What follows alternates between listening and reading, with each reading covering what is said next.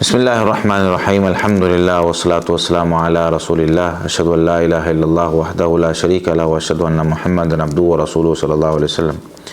سامعین محترم، کتاب الصلاۃ ابواب سترۃ المصلی، نمازی کے سامنے سترہ رکھنے کے حوالے سے مختلف ابواب امام بخاری رحمۃ اللہ علیہ نے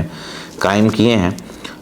تو وہ ہم پڑھ رہے تھے۔ اس میں حدیث نمبر 498 آج ہم نے پڑھنی ہے، جس پر امام بخاری رحمۃ اللہ علیہ نے عنوان قائم کیا باب الصلاۃ الی الحربہ،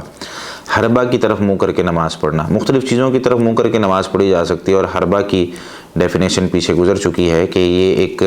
لوہے کا بنا ہوا ایک چھوٹا آلہ ہوتا ہے، جس کا جو آگے کا حصہ ہے اس کو تیز کیا ہوا ہوتا ہے، تو اس کے پیچھے ایک لکڑی لگا لی جاتی ہے، تو اس کو حربہ کہہ دیا جاتا ہے، اور یہ نیزے سے چھوٹا ہوتا ہے۔ تو یہ گاڑ کے بھی نبی کریم صلی اللہ علیہ وسلم نے نماز پڑھی ہے۔ تو اس میں حدیث لے کر آئے سیدنا عبداللہ بن عمر رضی اللہ تعالیٰ عنہما سے کہ ان نبی صلی اللہ علیہ وسلم کان یرکز لہ الحربۃ فیصلی الیہا، کہ نبی کریم صلی اللہ علیہ وسلم کے سامنے حربہ یعنی چھوٹا نیزہ گاڑ دیا جاتا تھا، تو آپ صلی اللہ علیہ وسلم اس کی طرف منہ کر کے نماز پڑھتے تھے۔ اگلا جو عنوان ہے وہ بھی اسی حوالے سے ہے کہ نیزہ یعنی بڑا ہو تو اس میں اس کی طرف منہ کر کے بھی نماز پڑھی جا سکتی ہے۔ اس میں حدیث نمبر 499 اور 500 نمبر روایت ہے۔ سیدنا ابو جحیفہ رضی اللہ تعالیٰ عنہ فرماتے ہیں کہ خرج علینا رسول اللہ صلی اللہ علیہ وسلم، رسول اللہ صلی اللہ علیہ وسلم ہماری طرف نکلے بالحاجرہ، دوپہر کے وقت میں۔ اس کو حاجرہ اس لیے کہا جاتا ہے کہ اس وقت لوگ اپنے کام کاج چھوڑ دیتے ہیں، اور گرمی کیونکہ بہت زیادہ ہوتی ہے۔ فأوتي بوضوء، تو فرماتے ہیں کہ آپ صلی اللہ علیہ وسلم کے پاس وضو کا پانی لایا گیا۔ فتوضأ، تو آپ صلی اللہ علیہ وسلم نے اس سے وضو کیا۔ فصلى بنا الظہر والعصر، کیونکہ سفر میں تھے مکہ میں، اور یہ آگے کیونکہ حدیث آ رہی ہے اس میں انشاءاللہ تفصیل سے میں بات کروں گا، اور اس میں حدیث میں بھی تفصیل موجود ہے۔ تو کہتے ہیں آپ صلی اللہ علیہ وسلم نے فصلى بنا الظہر والعصر، وہاں ہمیں ظہر اور عصر کی نماز پڑھائی۔ وبین یدیہ عنازہ، اور آپ صلی اللہ علیہ وسلم نے سامنے عنازہ جو ہے وہ آپ صلی اللہ علیہ وسلم کے سامنے موجود تھا، نیزہ موجود تھا۔ والمرأۃ والحمار یمرون من ورائها، اور اس عنازہ یعنی نیزے کے سامنے سے، کیونکہ اس کو بطور سترہ رکھا ہوا تھا، تو عورتیں اور گدھے وہاں سے گزر رہے تھے، تو نماز میں کوئی فرق نہیں پڑا۔ حدیث نمبر 500 ہے، اور یہ روایت کرنے والے سیدنا انس بن مالک رضی اللہ تعالیٰ عنہ فرماتے ہیں کہ کان النبی صلی اللہ علیہ وسلم اذا خرج لحاجتہ، جب نبی کریم صلی اللہ علیہ وسلم اپنی حاجت کے لیے قضاء حاجت کرنے کے لیے جاتے، تبعتہ انا وغلام، میں اور ایک اور غلام تھا، ہم آپ صلی اللہ علیہ وسلم کے ساتھ جاتے، اور آپ صلی اللہ علیہ وسلم کے لیے جو لوازمات ہوتے سفر کے وہ ہم اٹھاتے تھے، اور آپ صلی اللہ علیہ وسلم کو وہاں تک پہنچا دیتے، مطلب پانی ہے یا اور کوئی چیز ہے۔ تو کہتے ہیں وَمَعَنَا عُكَّازَةٌ أَوْ عَصًا أَوْ عَنَازَةٌ، ہمارے پاس مختلف قسم کی چیزیں ہوتی تھی۔ کبھی کہتے ہیں عکازہ ہم ساتھ لے کر جاتے تھے۔ عکازہ جو ہے یہ کہا جاتا ہے ایک ایسی لکڑی کو جو کہ نمازی اپنے سامنے یا اس کو جو ہے وہ رکھا جائے، اور اس کے ساتھ جو ہے وہ زمین کو نرم کیا جائے، تو عکازہ یہ، اور عنازہ، اور یہ تیسری جو چیز اس میں عصن یہ ذکر ہوا ہے۔ تو عکازہ یہ ایک ایسا نیزہ ٹائپ ہوتا ہے، یعنی لکڑی ہی ہوتی ہے، لیکن اس کے جو دندانے ہوتے ہیں نا وہ نیچے کی جانب ہوتے ہیں۔ جیسے ہمارے ہاں اکثر آپ نے دیکھا ہوگا گاؤں دیہات میں توڑی اٹھانے کے لیے، اور یہ جو بورا ہوتا ہے اس کو اٹھانے کے لیے نیزہ ٹائپ اس کے 3 یا 4 منہ ہوتے ہیں، تو وہ ایک رکھا ہوا ہوتا ہے، تو اس کو جو ہے وہ عکازہ کہا جاتا ہے۔ عصا عام لکڑی کو کہتے ہیں، اور عنازہ جو ہے وہ نیزے کو کہا جاتا ہے۔ تو مختلف چیزیں ہمارے پاس ہوتی تھی، کبھی عکازہ ہوتا تھا یعنی وہ نیزہ، اس کو نیزہ کہہ لیں، یا کوئی اور اس کا جو ہے وہ جس کے نیچے کی طرف جو ہے وہ دندانے لگے ہوتے تھے، یا کوئی لکڑی ہمارے پاس ہوتی تھی، یا جو نیزہ ہے وہ ہوتا تھا۔ ومعنا اداوۃ، اور ہمارے پاس ایک پانی کا برتن بھی ہوتا تھا۔ فاذا فرغ من حاجتہ ناولناہ الاداوہ، جب آپ صلی اللہ علیہ وسلم اپنی قضاء حاجت سے فارغ ہو جاتے تو ہم جو ہے وہ آپ صلی اللہ علیہ وسلم کو پانی کا برتن دے دیتے، تو آپ صلی اللہ علیہ وسلم استنجا کرتے۔ اور یہ نیزہ اور لکڑی وغیرہ کیوں ہوتی تھی؟ کئی دفعہ تو آپ صلی اللہ علیہ وسلم اس سے اس جگہ کو نرم کرتے، اور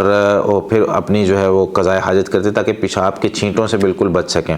اور اس کو جو ہے وہ بعد میں بہت سارے مقاصد کے لیے بھی استعمال کر لیا جاتا تھا۔ تو یہ حدیث ہے، اس میں سیدنا انس بن مالک رضی اللہ تعالیٰ عنہ اس کے راوی ہیں۔ تو سیدنا انس بن مالک رضی اللہ تعالیٰ عنہ نبی کریم صلی اللہ علیہ وسلم کی خدمت میں آئے جب ان کی عمر 10 سال تھی، اور 20 سال تک انہوں نے نبی کریم صلی اللہ علیہ وسلم کی خدمت کی، یعنی 10 سال تک وہ آپ صلی اللہ علیہ وسلم کی خدمت میں رہے ہیں۔ اس میں سیدنا انس بن مالک رضی اللہ تعالیٰ عنہ اور اپنے ساتھ ایک اور بچے کی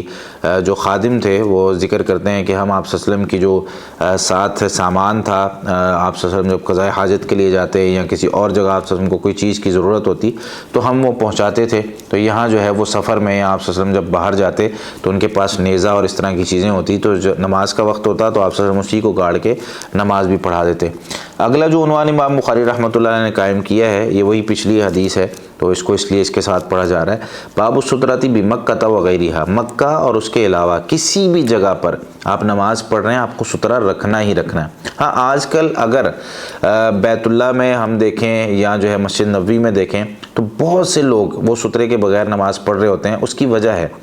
اس کی وجہ یہ ہے کہ جو تو مستقل وہاں کے لوگ ہیں یا جو احادیث پڑھنے والے لوگ ہیں، علم سے ان کی محبت ہے تو ان کو تو یہ مسائل پتہ ہیں۔ جو عوام الناس باہر سے آتی ہے نا، تو ہم نے، کیونکہ میں وہاں پہ رہا ہوں مدینہ میں بہت عرصہ، تو ہم یہ دیکھتے تھے کہ لوگ جو ہیں وہ سترے کے بغیر نماز پڑھ رہے ہوتے تھے، تو اس کی وجوہات پھر ہم نے تلاش کی تو پتہ یہ چلا کہ یہ لوگ جہاں سے جن علاقوں سے آتے ہیں وہاں پر تعلیم کی کمی ہے یا لوگوں کو یہ مسئلہ پتہ نہیں ہے، اور ہر ہفتے یا ہر دوسرے دن تو وہ گروپ جو تھے اور لوگوں کی جو ہے نا وہ جن لوگوں کو ہم سمجھا رہے ہوتے تھے وہ چلے جاتے تھے، پھر نیا گروپ آ جاتا تھا، پھر ان کو سمجھاتے تھے، پھر نیا گروپ آتا، بہت سے مسائل ان کو بتائے جاتے تھے، سمجھائے جاتے تھے۔ تو اس سے کوئی یہ استدلال نہ کر لے کہ مکہ کے اندر یا مدینہ کے اندر سترہ نہیں رکھنا چاہیے، وہاں پر بھی اگر ممکن ہے تو رکھیں، لیکن رش کی بنا پر اگر ممکن نہ ہو سکے تو پھر اس میں تھوڑی سی رخصت نکل آتی ہے۔ تو 501 نمبر روایت ہے، سیدنا ابو جحیفہ سیدنا ابو جحیفہ رضی اللہ تعالیٰ عنہ اسے روایت کرتے ہیں، پیچھے بھی انہوں نے روایت کیا ہے۔ خرج رسول اللہ صلی اللہ علیہ وسلم بالحاجرہ، کہ نبی صلی اللہ علیہ وسلم دوپہر کے وقت میں نکلے، فصلی بالبطحاء، آپ صلی اللہ علیہ وسلم نے بطحاء جو جگہ تھی وہاں پر انہیں جو ہے وہ ظہر اور عصر کی نماز قصر کر کے اور جمع کر کے پڑھائی۔ یہ بطحاء جو جگہ ہے نا یہ مکہ میں ہے اور اس کو ابتح بھی کہا جاتا ہے، اور یہاں پہ چھوٹی چھوٹی کنکریاں پڑی ہوتی ہیں۔ یہ مکہ میں ایک وادی بہتی ہے، اس وادی میں پانی ہوتا ہے اور وہ چھوٹی چھوٹی کنکریاں ایک جگہ پھر جمع ہو جاتی ہیں، تو اس کو بطحاء کہا جاتا ہے۔ یہ اگر جو حرم مکی ہے اس میں اس کی جنوب کی جانب جو یہ واقع ہے صور پہاڑ کے پیچھے یا صور پہاڑ کے سامنے، تو اس وادی کے اندر نبی کریم صلی اللہ علیہ وسلم نے ظہر اور عصر کی نماز پڑھائی، دو رکھتے ہیں۔ واناسا و بین یدیہ آنازا، آپ صلی اللہ علیہ وسلم نے نماز میں اپنے سامنے نیزہ گاڑا، وتوضا اور وضو کیا، فجعل الناس یتمسحون بوضوئہ، آپ صلی اللہ علیہ وسلم کے وضو کا پانی صحابہ کرام اپنے جسم پر مل رہے تھے اور اس کو لے رہے تھے تبرک کی وجہ سے۔ تو یہ حدیث پیچھے بھی گزر چکی ہے کہ نبی کریم صلی اللہ علیہ وسلم کی ساتھ آپ صحابہ کرام کی جو محبت تھی، جو الفت تھی، اور جو آپ صلی اللہ علیہ وسلم کے ساتھ ان کا تعلق تھا وہ اس قدر زیادہ تھا کہ آپ صلی اللہ علیہ وسلم کے وضو کے پانی کے قطرے کو بھی وہ نیچے نہیں گرنے دیتے تھے اور وہ اس کو لے کے اپنے جسم پر مل رہے تھے۔ اور یہ نبی کریم صلی اللہ علیہ وسلم کا خاصہ ہے، آپ صلی اللہ علیہ وسلم کے جسم میں، آپ صلی اللہ علیہ وسلم کے کپڑوں میں، آپ صلی اللہ علیہ وسلم کی ہر چیز سے برکت حاصل کی جا سکتی ہے، لیکن اس کے بعد صحابہ کرام نے کسی دوسرے صحابی کے نہ وضو کے پانی سے برکت حاصل کی، نہ جو ہے وہ ان کے جسم سے برکت حاصل کی۔ تو پتہ کیا چلا کہ نبی کریم صلی اللہ علیہ وسلم کا خاصہ تھا، اس کے بعد کسی کے جسم سے یا کسی کے وضو کے پانی سے اب برکت نہیں حاصل کی جا سکتی۔ ہاں نیک لوگوں سے دعا کروائی جا سکتی ہے، ان کی خدمت کی جا سکتی ہے، ان سے محبت کی جا سکتی ہے۔ اللہ رب العالمین ہمیں نبی کریم صلی اللہ علیہ وسلم کے فرامین سمجھ کر عمل کرنے کی توفیق عطا فرمائے۔ جزاکم اللہ خیرا۔